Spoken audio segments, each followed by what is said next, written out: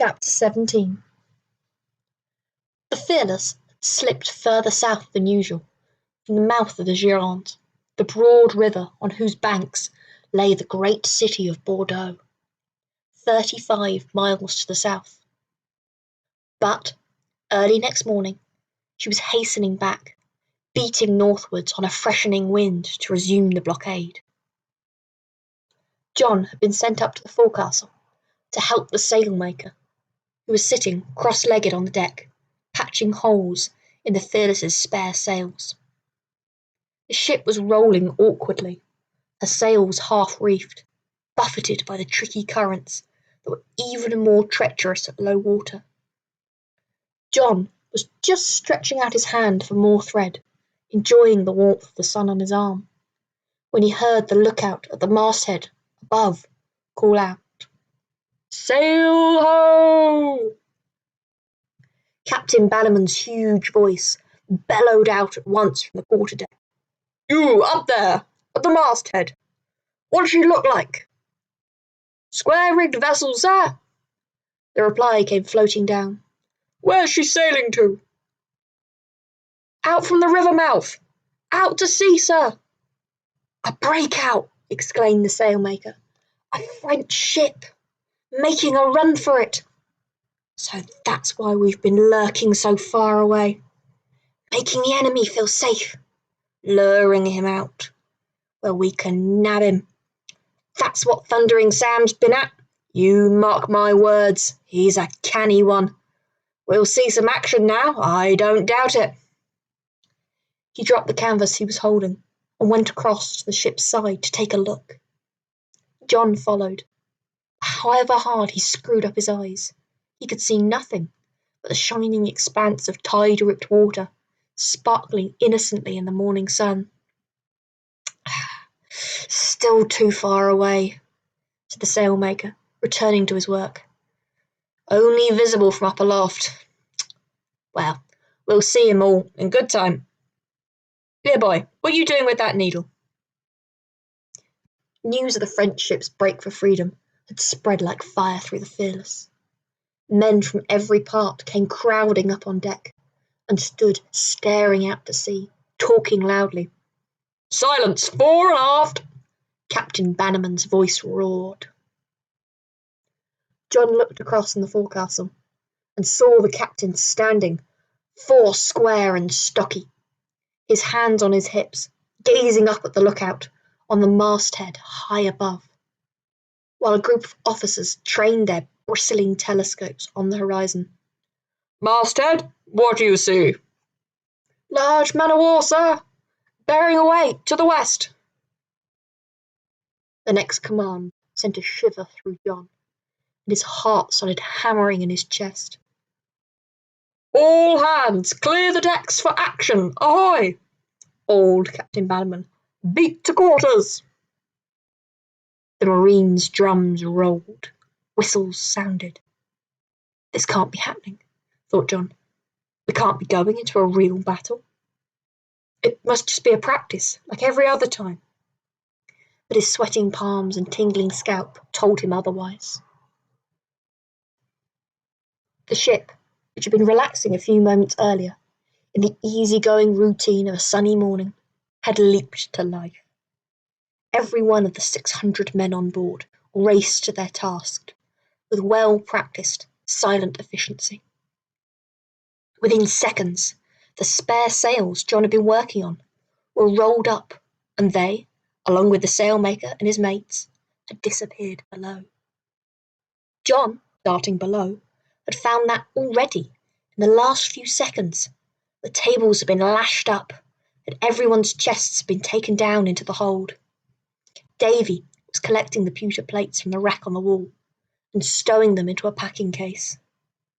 Kit was looping up the canvas screen so that the whole gun deck was one long space from the bows to the stern of the ship. Tom, who was almost beside himself with excitement, was helping Jabez lift down the musket cases. "You stop that skittering about now, Tom," Jabez said severely. "No use your beat to your king and country. You tire yourselves out before this thing hots up. and dashing about begins. But his was almost the only voice to be heard, as the crew, with no need of spoken commands, made the ship ready for the action to come. The gun decks were miraculously empty. Nothing, no tables or benches, no personal possessions or pets, no boots or jackets or hats, cluttered the bare boards now. At the far end of the gun deck, where the small cabins for the officers were ranged on each side, the flimsy partitions were being knocked out, and their clothing, books, washstands, and instruments were all being swept away. John took all this in with a glance, and leaped to his own task, which was to take down the canvas screens that surrounded Mr. Torce's tiny cabin and carry them below.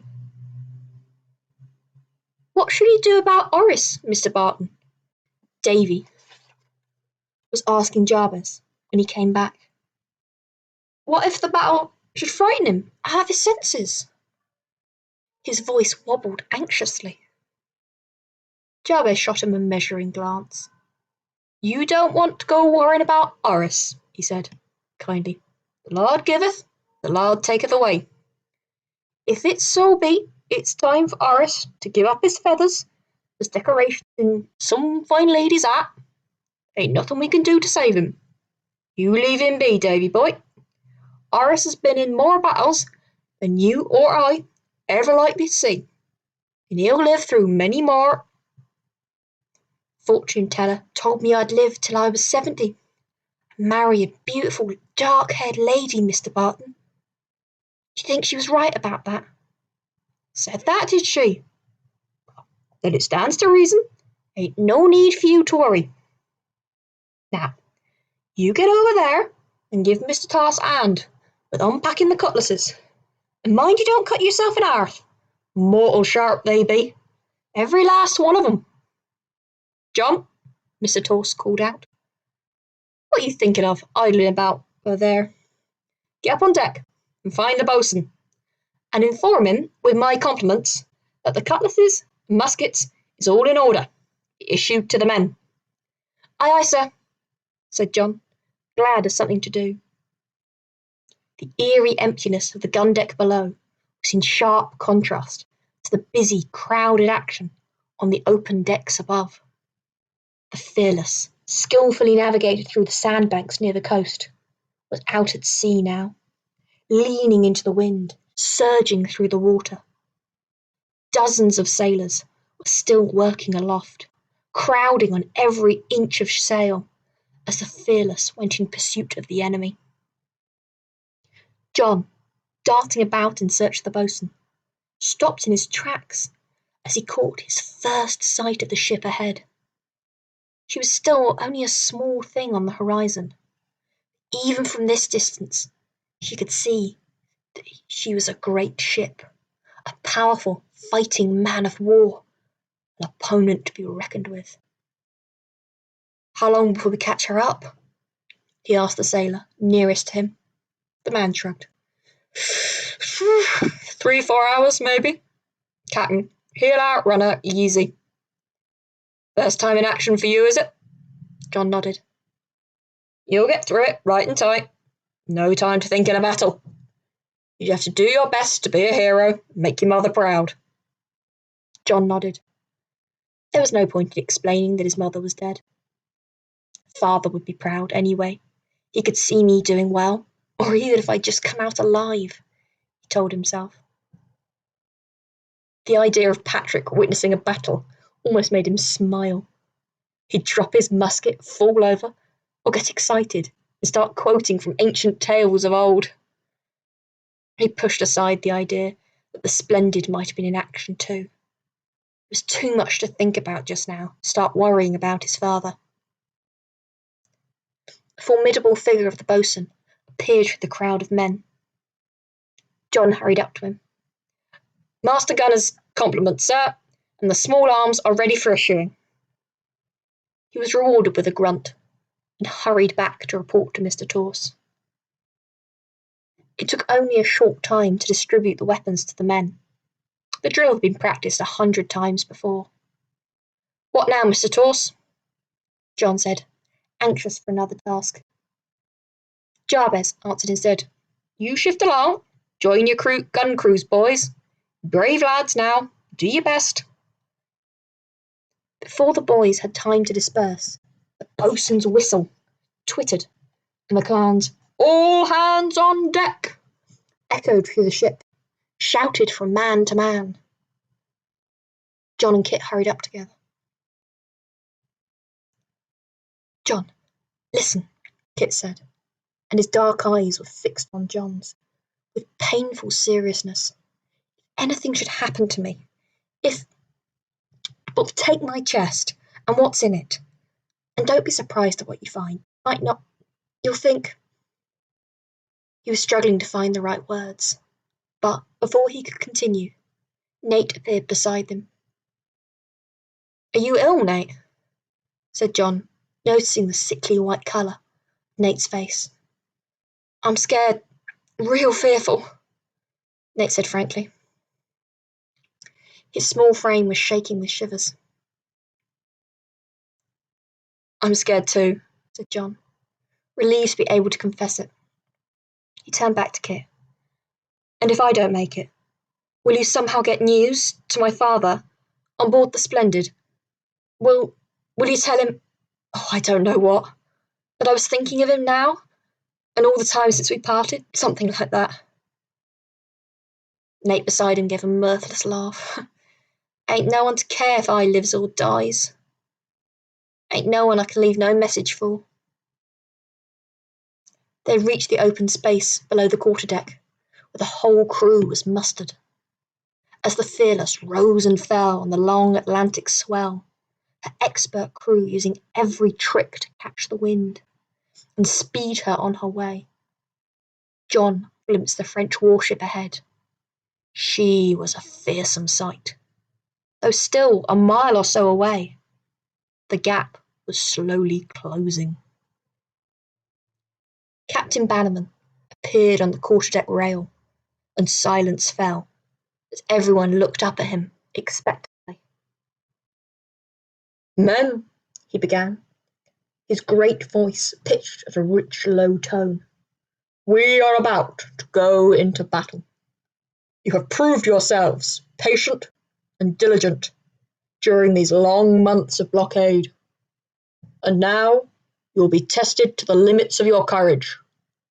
Some of you are hardened warriors. Some of you have never fought before, but all of you must remember what we are doing here. The ship we are pursuing is our enemy. Those who sent her out to sea, and those whom you will fight, wish to conquer and subdue our great nation. Could we bear to see King George chased off his throne and Napoleon crowned at Westminster? No. Do we want our wives and children to be at the mercy of Napoleon's rabble army? No. Then we will fight, and fight like tigers. You are the finest body of men that I have ever commanded, and I know that you will nobly do your duty. A cheer that was more like a roar broke from the crew. There was a rattle of muskets as the Marines, massed in ranks on the quarterdeck, presented arms. Then came the sound of fifes and drums behind them. Everyone recognised the tune, and the words of God Save the King rose from 600 throats. As the music died away, a strange elation seized the men. John felt it too.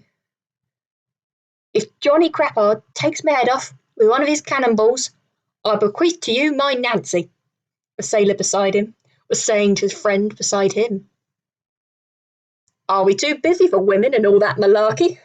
The other laughed back. I'll be drinking down the money we get. We've captured this plum prize. The minutes ticked by. Slowly, steadily, the Fearless was closing in. The innocent morning sun lit up the French man-o'-war, glittering on the barrels of the many guns bristling from the sides of her massive black hulk. As John watched, sails dropped, and he could see her sailors climbing into the rigging to furl them. "Knows she can't escape, old Thundering Sam," said a voice in the crowd. "Look at her, making ready to stand and fight." The boatswain's whistle sent the Fearless's men racing aloft to take in our own lower sails. But then he saw no more, for the next command sent everyone down below to join their gun crews. "If I don't see you again before it starts, good luck," John said to Kit. His throat was tight. He wanted to say more. He suddenly realised how much he liked Kit and relied on his friendship, but couldn't find the words to tell him. "And good luck to you too," said Kit, shaking the hair back from his face. "And you, Nate. You were wrong just now. I'll care if you die, so mind you don't." A smile broke over Nate's thin face. "Oh, Johnny Frenchman can't kill me," he said, with an attempt at a swagger. And then he was gone. A strange feeling of unreality had come over John. He was more aware than ever before of everything around him. He noticed, as if for the first time, shifting patterns of sunlight reflecting off the sea onto the low ceiling of the gun deck. He took in the acrid smell of sweat from the 6 men in his gun crew, who were already standing beside his gun. Mr. Stannard was making the final check of the hand spikes, ramrod, and shot of the gun. The men were in their usual positions, each one precisely placed, as if they were rehearsing yet again. The familiarity of it was steadying. "All you have to do, lads, is remember your drill. Listen out for the commands and hold steady under fire," Mr. Stannard said, a circle of grim faces. "If I should fall, number 2 take my place." A strange calm descended upon the HMS Fearless. No one talked much. The creaking of the ship's timbers as she floated to her destiny were all that could be heard. Someone handed out cotton to stuff into the seamen's ears to deaden the deafening crash of the guns. John saw the lips of several men move. He guessed they were praying. The young seaman next to him was rubbing his hands, over and over, round and round, as if he were washing them. "Powder monkey," Mr. Stannard called out suddenly. "Go below, the first cartridge." John took off like lightning. From every gun, a boy or a young marine was doing likewise, streaming down the companionways towards the powder magazine. John received the deadly package of gunpowder from a hand thrust through the hole in the woolen curtain, and stowed it, with even more care than usual, inside his jacket. A moment later he had sprinted back to his gun and was putting it carefully in the salt box. He could feel from the sideways rocking of the ship that she was drifting now. We must almost be upon her, he thought, his heart skipping. It's going to start now. Mr. Stannard leaned over the muzzle of the gun to peer out through the gun port. "Is she close, Mr. Stannard?" one of the young gunners asked, nervously licking his lip. "Aye, I can see her name too. She's the Courageux. That's the courageous, I reckon, the likes of you and me." Someone aloft had begun to sing, and one by one the gun crews joined in. "You Frenchmen don't boast of your fighting, nor talk of your deeds on the main." But the words petered out, as the gun captains up and down the gun decks began to call out their orders. "Cast loose the gun! Run out the gun! Elevate! Load with cartridge! Shoot your gun! Prime! Point! Hey, ready!"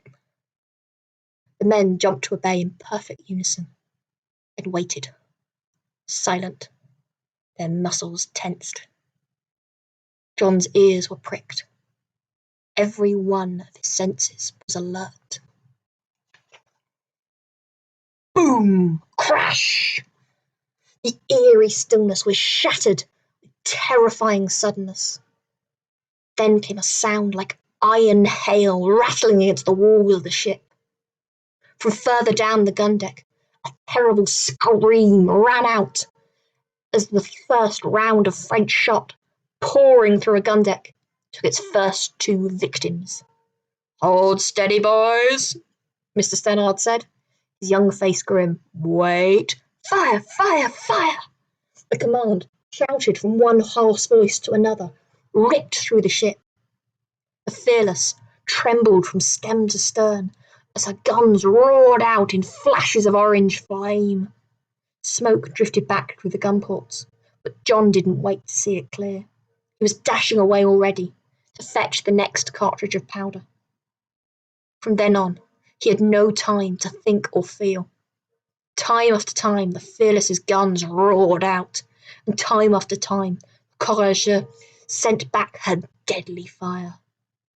The men at the guns had torn off their jackets and shirts, were working, stripped to the waist, their bare feet slipping in the blood that was soon staining red the standard floors. They worked like demons, cheering each round as it was fired off, ignoring the terrible damage inflicted by the French cannonballs, which were smashing holes in the sides of the Fearless, each one taking off a head or a limb, and sending in its wake the deadly flying splinters, as sharp as spears.